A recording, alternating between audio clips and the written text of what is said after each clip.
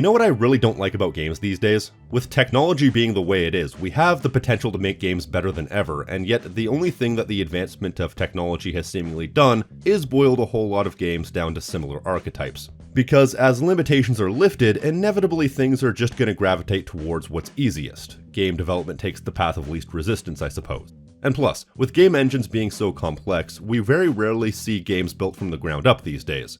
More often than not, they'll license pre-built game engines. That's absolutely a good thing because it cuts out literal years worth of work from game development, but it also makes a lot of games feel very similar. You don't really get the same unique flavors of AAA that you used to get. If you look up games from whatever year over the past several years, how many major game releases do you see that aren't open world games with crafting and collectibles, linear sightseeing tours, live service claptrap, or remakes of games from back in the day? Well, more than we should in my opinion.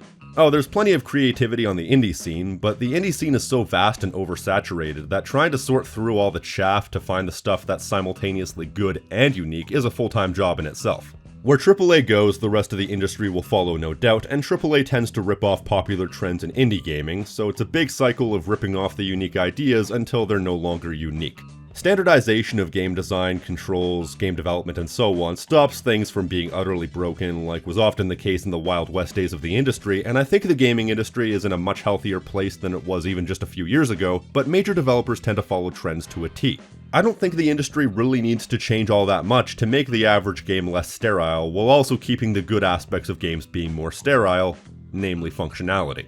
I think a game that the modern industry really needs to take a look at and take an example from is the game Bully.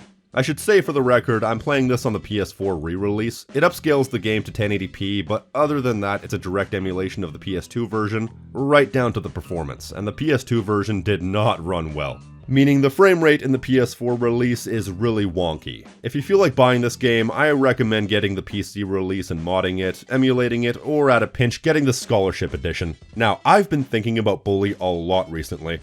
Or at least back when I wrote this script. And why shouldn't I? It's one of my favorite games of all time. A Rockstar Games sandbox released in late 2006. It came out during the fallout of the hot coffee controversy, which, if you don't know what that is, long story short, Rockstar Games had a graphic sex minigame in GTA San Andreas, programmed it to be inaccessible after they were made aware that keeping it in would bump the game's rating up to adult only, meaning that most shops would refuse to stock it. Then modders found the minigame, programmed it back in, shitstorm commences. So whether or not Bully was already in development before that, or if it was a deliberate attempt by Rockstar to clean up their act of sorts, Bully was unlike anything Rockstar Games had made up to that point or since. It's a game with quite a few standardized elements, particularly in the controls. This was 2006, back when those elements of standardization were starting to crop up. But it's also an entirely unique spin on the sandbox genre. So unique that I don't think there's ever been another game quite like it, despite still feeling familiar in some regards. And all that uniqueness is brought out of something as simple as the premise and setting. Bully is a sandbox game like most games from Rockstar Games, and there's certainly a town to be explored, but it's set primarily in a boarding school called Bulworth Academy from the perspective of a 15-year-old boy named Jimmy Hopkins. Because of this little twist to the standard video game protagonist setup and the smaller scale setting, it forces the game to be a lot more creative with its gameplay elements. For example, the standard weapons in your everyday sandbox usually consists of guns and whatnot, but unless Rockstar Games had a death wish, they weren't going to have teenagers shooting each other, so the weapons that they give you have to be more jovial than fatal. As a result, they get very creative. Of course, you have things like a spud gun and a slingshot, which function very similarly to how a gun works in any number of sandboxes, but you also have things like stink bombs, marbles, and firecrackers. Things that have such a unique gameplay effect that don't often have an equivalency if you were to have a standard range of weapons in the sandbox genre. Because let's be honest, a gun is a gun. Whether you're using a pistol, a shotgun, an SMG, or any number of different weapon archetypes, they all pretty much do the same thing. You point them at someone, you press a button, and what was once a living, breathing person is now a pile of dead skin cells on the ground. But the forced creativity gives you a wider range of weapons and weapon uses that you wouldn't have otherwise gotten, and the lessening of the overall weapon power scaling means that all of these are situationally useful. In a game with weapons that just kill you, a weapon that just trips you up wouldn't be useful, but it is here. Even the weapons that do functionally similar things to how a gun might, the firing rate is low and the damage doesn't scale to the same degree as a bullet, if you see what I mean. Usually it takes a few shots just to knock someone down, so these aren't as innately overpowered as a gun, so the game favors more situational weapons, both offensively and defensively. And even when you run out of these weapons, there's also the melee engine, which is much more intricate and specialized than a lot of sandbox games not named Yakuza. You got combos, counters, grapples, upgrades, and even contextual elements in the environments around you. Most sandbox games ditch melee combat as soon as more powerful weapons get introduced. Not this game though.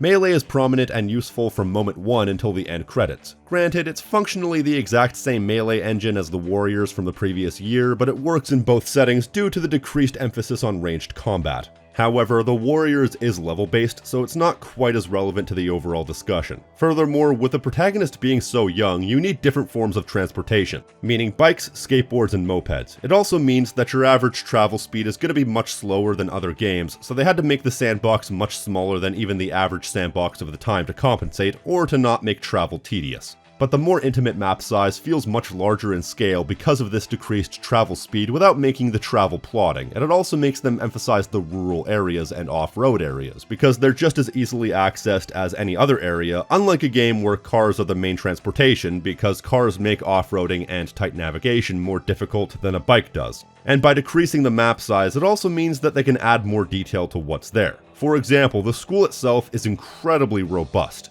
You can go into pretty much every building and there's always something to do. Plus, the intricacy of the smaller scale gives them the opportunity to make every student a unique character with different personality traits. Nobody in your school is just a stock character model, giving the school a lot more organic personality than the sandboxes of yore, and also making this world feel much more lived in, fleshing out the main area of the game in a way that would be nigh impossible in a game about sheer scale. Then the school itself offers so many unique twists on the standard sandbox gameplay. Instead of just leveling up your skills through gameplay, you have to do so by passing various classes, which can only be done at a certain time of day. Some of these are tedious and finicky, but it's something. Then the different cliques within the school creates an organic faction system where various groups will be more hostile or friendly to you based on your stats with that clique.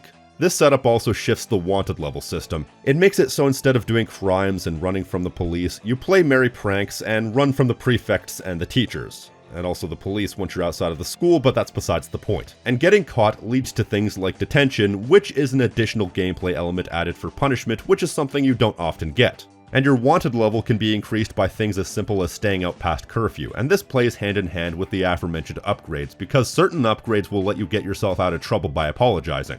Some upgrades are also completely superfluous, and they start to run out of ideas by the time you're doing things like photography class, but even still, it's a fun system that works in tandem with the game's mechanics and setting. Then the curfew and the classes play into probably my favorite aspect of the entire game, the time mechanic, and how that plays into every aspect of the game. It makes it so the passage of time is consequential to the game's progression in more than just something to add immersion like a lot of sandboxes. I think other than Majora's Mask, I can't think of many games that actually make the passage of time this consequential. You have classes at specific times, you have curfew, if you aren't in bed by a certain time of day, then you'll pass out where you stand and have some of your money taken away. Shops are only open at certain times, you can only do missions at certain times, and each day-night cycle isn't so long that it becomes frustrating, so it adds to the game where it could have very easily subtracted. Although it did lead to one funny instance where I started a mission at the exact last moment I could have possibly started it and passed out right before I beat the mission. But the passage of time is still one of my favorite parts of the game, and there's no other game quite like it to my recollection.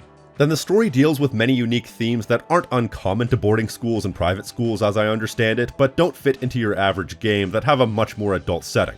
Troubled kids standing up for themselves, apathetic faculty, drunkard teachers trying to cope with their mediocre lives, schoolyard rivalries about nothing in particular, and so on. There's even a straight f***ed up subplot about a student who had to run away from the school because the pervert gym teacher was, shall we say, a little bit too hands-on. Don't worry, he gets his. Have you ever seen another game that has a set of ideas quite like this?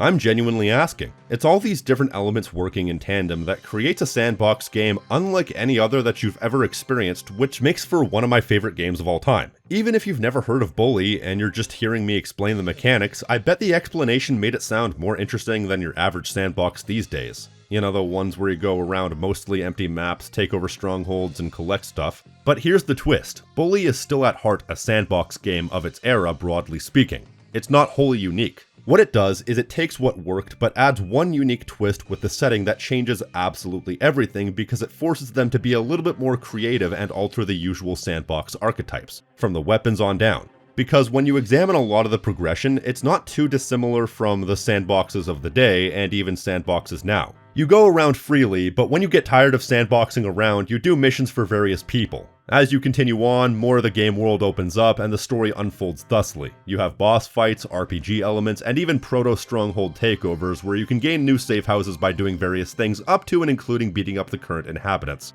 But it takes a unique concept and runs with it within the standard sandbox setting, creating something that's familiar but entirely its own. And that right there is what's missing from a good chunk of current AAA gaming.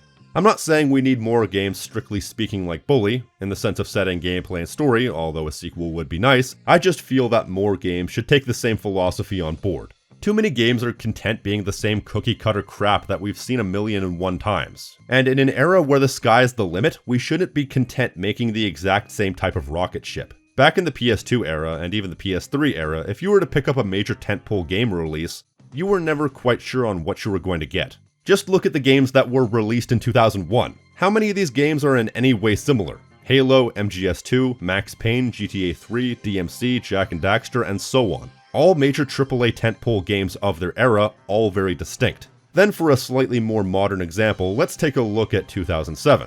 BioShock, Portal, Assassin's Creed, COD 4, Uncharted, Mass Effect, and so on. In this case, you have more games that are of similar genres, but they're all unique in their own sensibilities. They have unique settings, unique mechanics, and they're all attempting to be wholly different things. But then if you take a look at games from recent years, how many tentpole AAA games fall into these four categories?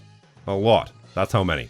And because of standardized mechanics, standardized controls, and similar gameplay styles, despite the different settings in each of these games, a lot of them feel very similar. There are some big games that break away from these particular categories, like Red Dead Redemption 2, for example, was a massive game that was attempting to be more of a sandbox in the traditional sense and included an ungodly epic scope. Or if we go a few more years back, Breath of the Wild is an example of a game that takes the open world crafting and collectibles concept and adds enough of a unique twist to be a game changer by adding the element of total freedom from moment one. When taking a look at the evolutionary ancestors of all these games, you gotta wonder where this all started. When it comes to the cinematic linear shooter, the Uncharted series really spearheaded and popularized this style of game, and The Last of Us cemented that. When it comes to the whole sandbox with crafting and collectibles thing, Ubisoft can be an easy target, because ever since Assassin's Creed 2, it seems that they found a formula which they feel has been perfected. So they've absolutely milked it dry, and then continue to milk it even after the tits have long run dry. But I don't blame them for starting trends, because Uncharted, The Last of Us, and Assassin's Creed are pretty good, and the popularity is not the fault of the developers for making them. I blame those who decided to buy into the trends. There's nothing wrong with the standard sandbox game, there's nothing wrong with the standard linear shooter. There's plenty wrong with live service crap, I'll tell you that much, but that's besides the point. The same went for the contemporary military shooter a couple years back. When those were all the rage off the back of Call of Duty 4, it was just as much of a problem then, because there's nothing wrong with a contemporary military shooter, and Call of Duty 4 was by all accounts a great-ass game. It's just that when that's all we get, and there's very little to distinguish the gameplay styles from game to game, that's when it becomes tiresome. Because the AAA market has gone through varying stages of staleness for quite a while now. Even Just Cause 3, which is another one of my favorite games of all time, doesn't get away from this, but the difference between Just Cause 3 and your average sandbox game is that Just Cause 3 adds some unique selling points that changes up the formula to the usual bog standard sandbox setup. The retractable grappling hook, the wingsuit, the parachute, the fact that you take a bunch of strongholds over by destroying a bunch of designated objects, it's pure anarchic chaos that takes your average stronghold takeover concept and makes it an absolute joy to pull off. Spider-Man 2018 is another example of a sandbox game that has a lot of these elements but has an inbuilt unique gameplay formula due to the premise that makes it so while you're doing stronghold takeovers, crafting, collecting stuff, doing stealth missions, and so on, like every other game in their dog, the unique gameplay formula separates it from the pack in an engaging and fun way. And that's what we need more of. It's entirely possible to take familiar gameplay formulas and actually have a unique spin on them without making something entirely unique. Not everything needs to be groundbreaking, but I would like it if more games would attempt to be fresh. And when I say that, I don't mean exchanging regular guns for laser guns, I mean actual fundamental differences to core moment-to-moment gameplay. And sometimes those differences are as simple as letting the setting speak for itself, and that's why I say we need more games like Bully. Man, I've been meaning to get around to making this video for a very long time, but I've always classified it as a medium priority video, and more important things kept coming up. Because my time has always been so limited, I had to prioritize my ideas that were absolutely 100% necessary, and to be honest, some elements of this script are outdated as a result of that, because I wrote this script back in like 2020. But recently I've gone part-time at my job to focus on this endeavor on a more full-time basis, meaning I can start tackling ideas that I've had for a while but have classified as medium or low priority. I'm happy that I can start covering different ideas without sacrificing the primary tentpole content. However, because I've gone part-time at my job recently, that does mean that I'm taking a risk somewhat in that I'm sacrificing my own revenue for the possibility that I might be able to start doing this full-time. So I would appreciate it if you would consider donating to my Patreon, like these people right here. Even $1 helps. Also, I would appreciate it if you would consider liking and subscribing and maybe sharing this video around in order to get the ball rolling a bit more. It really helps. Thank you very much for watching. I will see you soon. I've been the King of Snark Style right here on Tactical Bacon Productions. Peace.